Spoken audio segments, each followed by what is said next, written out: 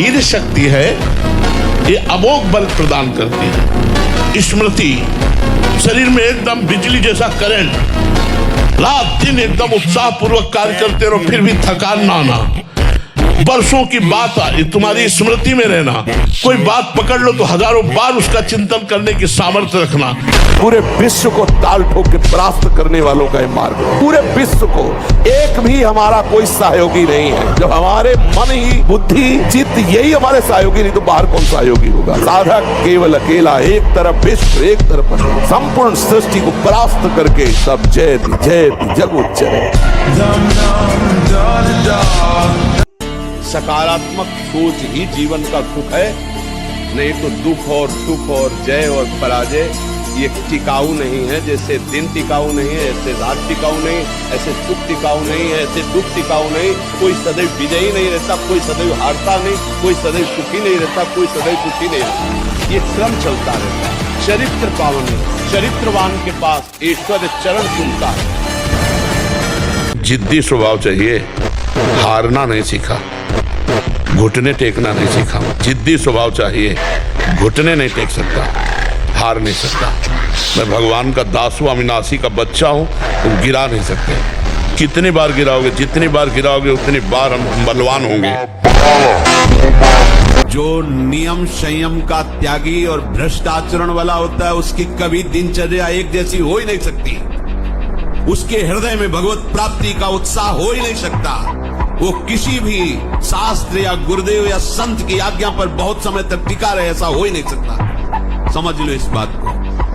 एक जैसी दिनचर्या और शास्त्र और गुरु आज्ञा पर चलने वाला वही उपासक होगा जो भ्रष्ट आचरण नहीं करता। भ्रष्ट आचरण करता है तो राइट टाइम राइट समय में अपनी दिनचर्या कर ही नहीं सकता, केवल बकवास नहीं कर सकता। जो संयमी नहीं है, जो इंद्रियों पर शासन नहीं करता, वो परमार्थ का पथिक नहीं, केवल ड्रामा, केवल नाटक, दम, केवल उदर पोषण के लिए ये सब वृत्ति वाहिनी धारण करता है। चंदन लगाना, तिलक लगाना, भेष बनाना। भोजन को सुधारो, भोजन को सुधारो। भोजन सुधर गया तो मन सुधर जाएगा। जैसा खाओ अन्न वैसा बने मन। भोजन सुधारो। ये जो भजन करने की वृत्ति है, इसमें बाजारू चीजें बिल्कुल नहीं होनी चाहिए भोजन में। अगर बादाम ज्यादा खाओगे तो लीवर खराब हो जाएगा। देख, कुछ दिन बाद देख लेना, ये जो लोग कहते हैं ना कि अरे बाबा लोग सब कहते हैं, देख लेना तुम्हारे पुरखा पानी पा जाएंगे। तुम तो हमारी आत्मा हो, इसलिए हम तुम्हें प्यार से समझाते हैं। जैसे हम कहते हैं तुम ब्रह्मचर्य रहो, हस्त मैथुन मत करो, गद्याचरण मत करो, व्यभिचार मत करो। ये ब्याह की जो एक प्रक्रिया है, आपको एक सीमित बांधने के लिए है कि आप भ्रष्ट आचरण न करें, आप धर्म से युक्त होकर भगवत मार्ग में चले, आराधना करते एक आराधक की तरह एक संयमित जीवन व्यतीत करें। खंड ब्रह्मचर्य, तब कुंडलनी का मुख ऊपर की तरफ होता है। जैसे होता है वो गुप्त और शांत एकदम होता चला जाता है। ये भागवतिक मार्ग है। ब्रह्मचर्य अत्यंत आवश्यक, जिसे आप खिलवाड़ समझ रहे हो, ये बहुत बड़ी हानि है।